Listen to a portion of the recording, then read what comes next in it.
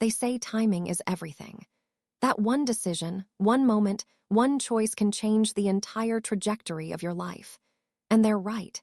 Because one decision I made 3 years ago set off a chain of events that would destroy me, rebuild me, and teach me the hardest lesson of my life. My name is Maya, and this is the story of how the man I loved tried to break me completely, and how I made sure he regretted every single moment of it. 3 years ago, I had what most people would call a perfect life. I was 27, working as a senior architect at one of the most prestigious firms in the city. I'd worked hard to get there. Years of late nights, difficult projects, proving myself in a male-dominated field. I owned a small apartment, nothing fancy, but it was mine. I had great friends, a close family, and I had him, Rahul. We'd been together for 4 years, met at a friend's birthday party. He was charming, ambitious, funny. He worked in finance, climbing the corporate ladder with the same determination I had in my career. Everyone said we were the perfect couple, the power couple, both successful, both driven, both building our futures together. We talked about marriage, about buying a house together, about the life we'd create, and I believed in all of it. I believed in us. He'd stay over at my apartment most weekends. We'd cook together, watch movies, plan our future. It felt real, solid, safe. I thought I knew him. I thought I understood who he was, what he wanted, what he valued. I was so incredibly wrong. It started with what seemed like an innocent conversation. We were having dinner at my place, and Rahul seemed distracted, nervous. "Maya, I need to talk to you about something important." My heart jumped. I thought maybe he was going to propose. The way he was acting, the seriousness in his voice. "What's wrong?" I asked. "Nothing's wrong. Actually, something amazing has come up. A business opportunity, a once-in-a-lifetime investment." I relaxed a little. "Okay, tell me about it." He pulled out his phone, showed me presentations, numbers, projections. It was some kind of tech startup. His friend from university was launching it. They needed investors. Early investors would see massive returns. "The thing is," he continued, "I've already committed to investing, but I'm a bit short on the full amount. I was wondering if you could help. As a partner, we'd both benefit from this." "How much are we talking about?" 30 lakhs total. I have 20. I need 10 more. 10 lakhs. That was nearly all my savings. Money I'd been carefully putting aside for years. Money for emergencies, for my future, for the house I wanted to buy someday. "That's a lot, Rahul." "I know, but Maya, this is huge. In 2 years, that 10 lakhs could become 50, maybe more. And we're building our future together, right? What's mine is yours. What's yours is mine." He held my hand, looked into my eyes with such sincerity. "I wouldn't ask if I wasn't absolutely certain about this. Trust me." And I did. I trusted him completely. Because when you love someone, when you believe in your future together, you take leaps of faith. So I said yes. The next week, I went to the bank and withdrew 10 lakhs from my savings account. My hands were shaking as I signed the withdrawal slip. This was everything I'd worked for. Every late night, every extra project, every rupee carefully saved. But I convinced myself it was an investment. In the business, in our future, in us.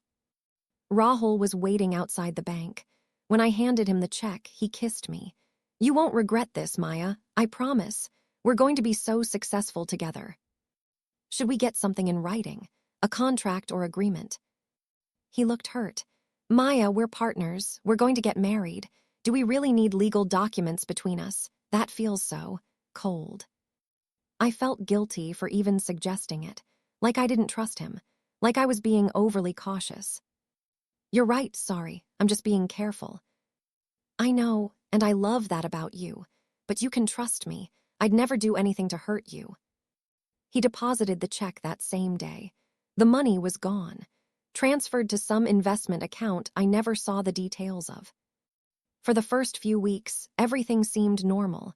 He'd give me updates about the startup, how well it was doing, how the projections were even better than expected. I felt good about the decision, excited even. We were building something together. Then slowly, things started to change. It was subtle at first. Small shifts that I tried to convince myself were just normal relationship fluctuations. Rahul started being less available, canceled plans last minute, said he was busy with work. When we did meet, he seemed distracted, always on his phone. "Is everything okay?" I'd ask. "Yeah, just work stuff, stressful times." I tried to be understanding, supportive. I dealt with stressful work periods too. I knew how it felt.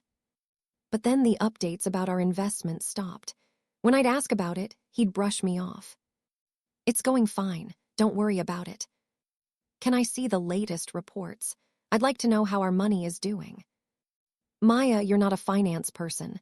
The reports are complicated. Just trust me. Everything's on track." Something felt off, but I pushed the feeling down because I loved him, because I trusted him, because I didn't want to be that girlfriend who was always suspicious and nagging. Then one Friday night, he was supposed to come over. I'd made his favorite dinner, cleaned the apartment, put on the dress he liked. He texted at the last minute. "Sorry, can't make it. Emergency at work." I was disappointed but understanding. These things happen. An hour later, I was scrolling through Instagram and saw something that made my blood run cold. A story from a mutual friend, from a party. And there in the background was Rahul, laughing, drinking, clearly not at any work emergency. I called him immediately. He didn't pick up. I called again. And again, nothing. Finally, at midnight, he called back. "Sorry, my phone was on silent. What's wrong?" "Where are you?" "I told you, work emergency. I'm at the office." "Really? Because I saw you at a party, on Instagram." Silence, long, heavy silence. "Oh, yeah, the work thing got resolved quickly. Some colleagues invited me out. I didn't think you'd mind." "You lied to me, Rahul." "I didn't lie. Plans just changed. Why are you making such a big deal out of this?" The way he said it, so dismissive, so unconcerned. That's when I knew something was very wrong. Over the next few weeks, I started paying closer attention, really paying attention. And the more I looked, the more I saw. Rahul was pulling away, not slowly, rapidly. He'd go days without calling. When I'd reach out, his responses were short, cold. "Are we okay?" I asked during one of our increasingly rare meetings.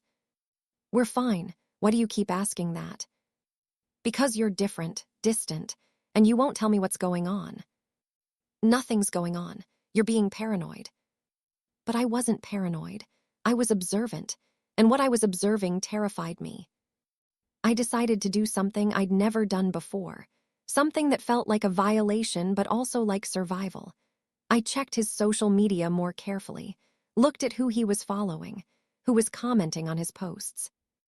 And there she was, Natasha, a name I didn't recognize, but she was all over his posts, likes, comments, inside jokes.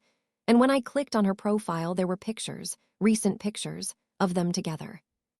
At restaurants, at parties, at places I knew he'd told me he was too busy to go. My heart was pounding. My hands were shaking. I clicked through every photo, every tag, every comment. They looked happy, close, like they were together, really together. I felt sick, physically sick, but I needed to know more. I needed to understand what was happening. So I did something desperate. I created a fake profile, reached out to Natasha through it, pretended to be someone interested in her fashion blog. We chatted, casual at first. Then I steered the conversation to relationships. "I see you post with your boyfriend a lot. You guys seem happy." "Oh yes, Rahul is amazing. We've been together for almost 2 years now. He's the one." 2 years, 2 years. That meant he'd been with her for half the time he'd been with me, while we were talking about marriage, while I was giving him my life savings. I couldn't breathe. The room was spinning. Everything I thought I knew was a lie. I didn't sleep that night. I just stared at the ceiling, my mind racing with questions. How long had he been lying? Was anything real? Did he ever actually love me? And most importantly, what happened to my 10 lakhs? The next day I called him. "We need to talk in person today." Something in my voice must have told him this wasn't a casual conversation. Okay, I can meet you at the cafe near your place. No, my apartment, now. He showed up an hour later, looking nervous, guilty, like he knew what was coming. I didn't waste time with pleasantries. I pulled up Natasha's Instagram on my laptop, turned it toward him. Who is she? His face went pale. Maya, I can explain. Who is she, Rahul? It's complicated. It looks pretty simple to me. She thinks she's your girlfriend. She's been your girlfriend for 2 years, while you were with me, while you were taking my money. It's not like that. Then what is it like? Explain it to me. Make it make sense. He sat down, put his head in his hands, and then he said the words that destroyed me completely. I was going to tell you, I didn't know how. Natasha and I were serious. We're getting engaged next month. The room tilted. You're what? I'm sorry, Maya. I didn't plan for this to happen, but I fell in love with her, and I couldn't keep pretending. Pretending. Our entire relationship was pretending. No, it was real at first, but things changed. We changed, and I should have been honest with you sooner. What about my money? The investment? He looked away. There was no investment. Everything stopped. What? The startup, the opportunity, all of it. It wasn't real. I needed the money for other things. For her. He didn't deny it. You stole from me.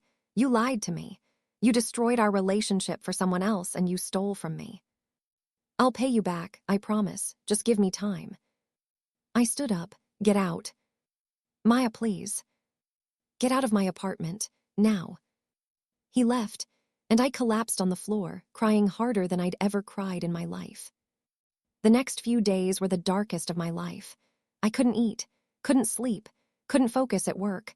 I'd lost 10 lakhs, 4 years of my life, my trust, my belief in love. My friends tried to comfort me. My family was supportive, but nothing helped, because I felt so stupid, so naive, so completely destroyed. How did I not see it? How did I trust him so completely? How did I hand over my entire savings without any proof, any contract, any protection? I blamed myself for being too trusting, too in love, too stupid. But then something shifted. A week after the confrontation, I stopped crying, stopped blaming myself, and started getting angry. Really, truly angry. Rahul had stolen from me, lied to me, used me, and he thought he could just walk away and start his new life with no consequences. He thought he'd won, thought he'd gotten away with it, thought I was too hurt, too broken to fight back. He was wrong. I wasn't going to let him destroy me and face no consequences. I wasn't going to let him steal my money and my dignity. I was going to make sure he regretted every single lie, every single manipulation, every single rupee he stole. But I had to be smart about it, strategic, patient. Because revenge isn't about acting impulsively. It's about waiting for the perfect moment, and then striking where it hurts most. I started gathering evidence, every text message, every email, every screenshot, every proof that we were in a relationship, that he'd asked for the money, that he'd promised it was an investment. I also did something else. I hired a lawyer, a good one, specialized in financial fraud. Do I have a case? I asked, showing him everything I'd gathered. He reviewed the documents carefully. Yes, this is clear financial fraud. He took money under false pretenses. You have text messages where he explicitly says it's for an investment. That's enough. Can I get my money back? Possibly, but more importantly, we can file criminal charges. Make this an official matter. It won't just be about the money anymore. I felt a surge of hope, of power. For the first time since this nightmare began, I felt like I wasn't helpless. How long will this take? Months, maybe longer. But if you're willing to fight, we can make him face real consequences. I didn't hesitate. Let's do it. Over the next few weeks, my lawyer built a case. We filed in fur for cheating and breach of trust.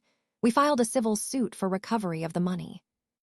The legal notices were sent to Rahul's address, to his workplace, making it official, making it public. I knew this would blow up his perfect new life. Knew it would expose him to his family, his colleagues, his precious Natasha. And I didn't feel guilty, not even a little bit. He'd made his choices. Now he'd face the consequences. The legal proceedings started. Rahul tried to reach me. Called, texted, even showed up at my building.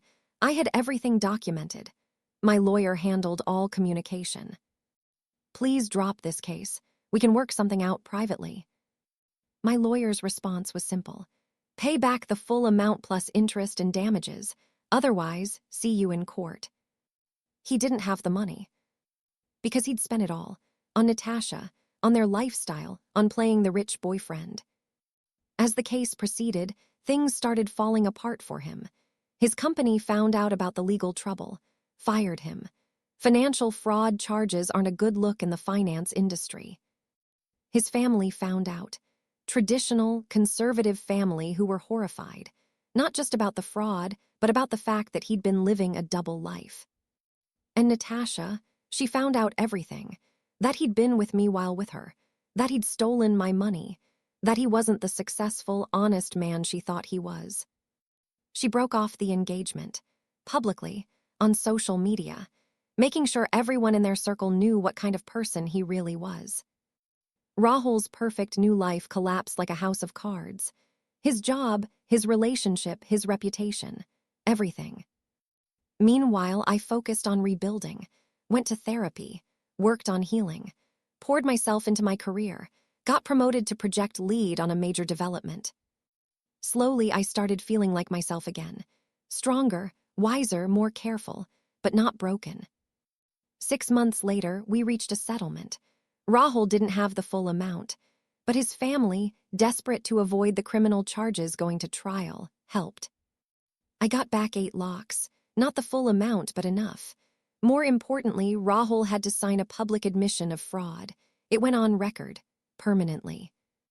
He tried one last time to talk to me, through his lawyer, wanted to apologize, wanted closure. I sent back a simple message. The case is closed, so are we, don't contact me again. The criminal charges were reduced to a suspended sentence and probation. But the damage was done. His career in finance was over, his reputation destroyed, his relationship ruined. Everything he thought he'd won by betraying me, he lost, and more. People ask me if it was worth it. The months of legal battles, the stress, the constant reminders of the betrayal. My answer is always yes, because it wasn't just about the money. It was about refusing to be a victim, about showing him that actions have consequences, about taking back my power. A year after everything ended, I got a message from Natasha. Hi Maya, I know this is strange, and you have every right to ignore this, but I wanted to reach out, to apologize, and to thank you. I was surprised, but curious, so I responded. Thank me for what? For exposing who he really was, before I married him, before I wasted more of my life on someone who was lying to both of us. I was angry at first, at you for the legal case, at him for lying, at everyone, but I realize now you saved me from a terrible mistake. We talked, not friends, but 2 women who'd been hurt by the same man, who'd both learned hard lessons. Do you think he ever actually loved either of us? She asked. I don't know, maybe he loved the idea of us, or maybe he just loved what we could give him. But does it matter? He showed us who he really is, and we both walked away. Do you hate him? I thought about it. No, I don't hate him anymore. I'm angry about what he did. But hate takes too much energy. Energy I'd rather spend on building my life. You're stronger than me. No, I just had a head start on healing. You'll get there too. We wished each other well, and I realized something important. I'd truly moved on, not because I'd gotten revenge, but because I'd taken back control of my story. So what did I learn from all of this? What's the real takeaway from having my heart broken and my savings stolen? I learned that trust is precious, but it should be earned, not given freely, even to people you love, even to people you plan a future with. I learned that love doesn't mean ignoring red flags. It doesn't mean making yourself vulnerable in stupid ways. Real love respects boundaries and protections. I learned that when someone shows you who they are, believe them. Don't make excuses. Don't convince yourself you're being paranoid. Trust your instincts. Most importantly, I learned that revenge isn't about destroying someone else. It's about refusing to let their actions destroy you. Rahul thought he'd won, thought he'd gotten away with using me, thought I'd just cry and move on while he enjoyed his new life with my money. He didn't see what was coming: the legal case, the exposure, the consequences, the complete unraveling of everything he'd built on lies. But here's the thing: even without all that, I would have won, because I chose to heal, to grow, to become stronger, to refuse to be a victim. That's the real revenge, not the legal battles or the public exposure, but the decision to take back your power and build a better life.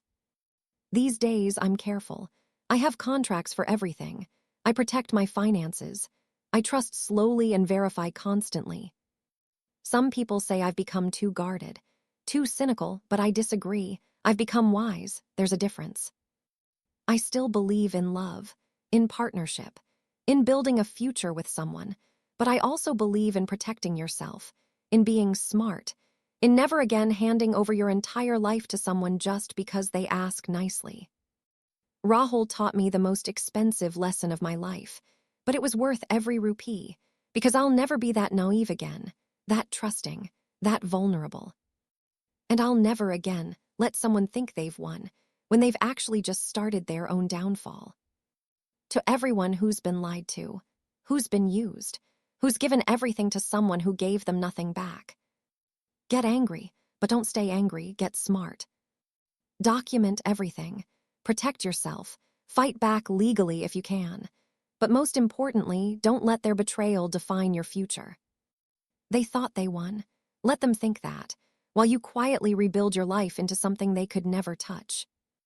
Because the best revenge isn't destroying them. It's becoming so successful, so happy, so complete that their betrayal becomes just a story you tell, a lesson you learned, a chapter you closed. He thought he won, but he didn't see what was coming next. And what came next was you rising from the ashes, stronger, wiser, unstoppable.